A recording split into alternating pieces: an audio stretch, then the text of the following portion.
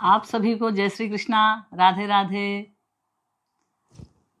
आज हम चर्चा करेंगे हिंदू नववर्ष पर, जो बहुत शीघ्र आने वाला है।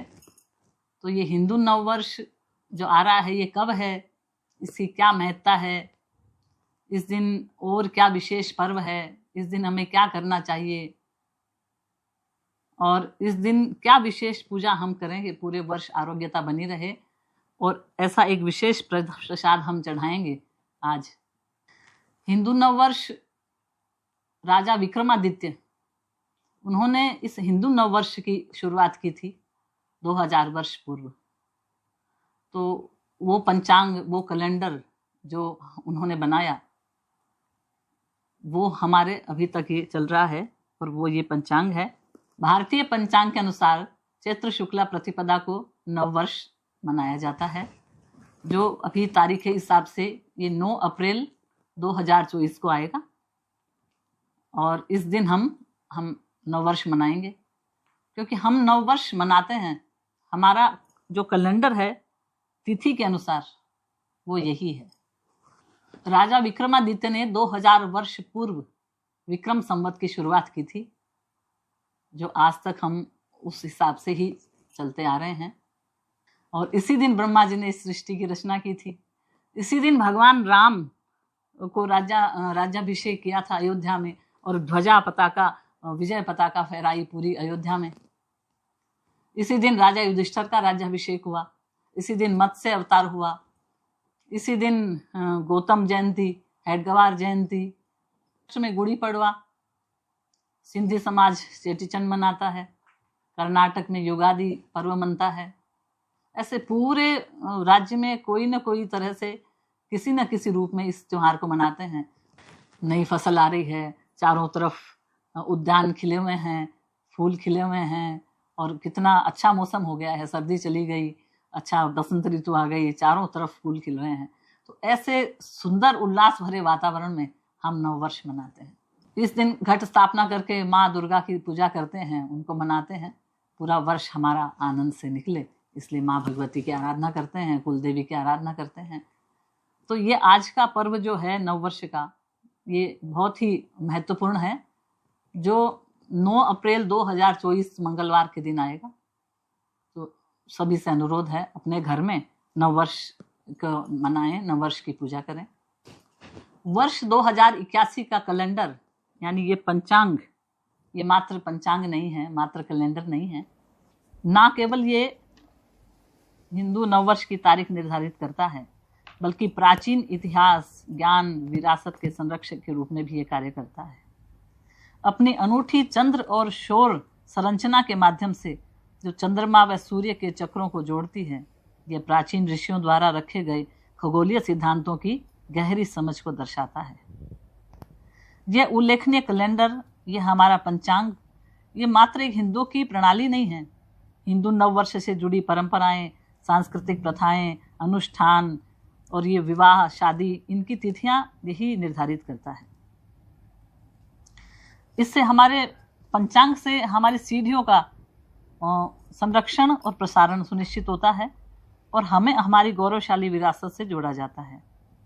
हिंदू नववर्ष मात्र उत्सव नहीं है, ये हमारी सांस्कृतिक जड़ों का सम्मान करते हैं, इनका पोषण करते हैं, इनका संरक्षण करते हैं। तो हिंदू नववर्ष मनाकर हमें, हमारे बच्चों को हम एक संदेश देते हैं कि ये हमारी प्रथाएं हैं, ये हमारी संस्कृति है। हमारी संस्कृति बहुत पुरानी संस्कृति है, सनातन संस्कृति, और इससे जुड़े सभी धर्म, सभी त्योहार, सभी जो उत्सव हम मनाते हैं, उनके पीछे एक साइंटिफिक फैक्ट होता है। हर संवत्सर का एक नाम होता है। इस बार संवत्सर का नाम है कालयुक्त। कालयुक्त संवत्सर है और राजा मंगल है, क्योंकि ये मंगलवार के जिस वार के दिन ये नया वर्ष शुरू होता है, उसी वार के जो स्वामी होते हैं वो राजा बनते हैं। तो ये मंगलवार के दिन नया वर्ष शुरू हो रहा है, तो मंगल राजा हो गए और शनि देव जो हैं वो मंत्री हैं। बाकी मंत्रिमंडल को भी सारा दिया जाता है जिम्मा, किसी को जल का, किसी को अन्न का, किसी को धान्य का, इस तरह से अलग अलग पूरा मंत्रिमंडल, नवग्रह से पूरा मंत्रिमंडल बनता है और 1 साल तक वो सब उनके अंडर में काम करते हैं।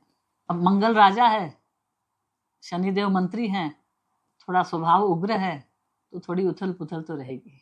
नववर्ष के दिन हमको पंचांग की पूजा करनी चाहिए। तो सर्वप्रथम हम यहाँ पर स्वस्तिक बनाकर गणेश जी को विराजमान कर दिया। ये नवग्रह की 9 टीकियाँ लगाकर हमने नवग्रह की पूजा कर ली, गणेश जी की पूजा कर ली, गुड़ अर्पण कर दिया, गुड़ से बहुत प्रसन्न रहते हैं गणेश जी, और ये मिष्ठान अर्पण कर दिया और भगवान सबकी पूजा कर ली। भगवान राम की पूजा, अपने देवी देवता सब इष्ट देव की पूजा कीजिए।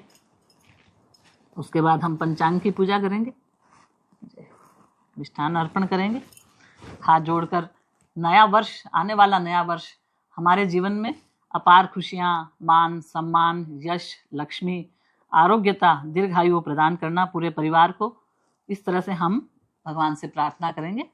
और चित्राय नमः, वसंताय नमः, ब्रह्मा मुरारी त्रिपुरांतकारी, भानु शशि भूमि सुतो बुधश्य, गुरुश्च शुक्र शनि राहु केतव, सर्वे ग्रहा शांतिकरा भवन्तु। नवग्रह की शांति के लिए हम भगवान से प्रार्थना करेंगे। हमारा जीवन बहुत ही आनंद से निकले पूरा साल, और ये हम पूजन करके हम पूरा साल आराम से रह सकते हैं। और स्पेशल प्रसाद की जो मैं बात कर रही थी, वो स्पेशल प्रसाद है, देखिए, मिश्री, काली मिर्च और नीम।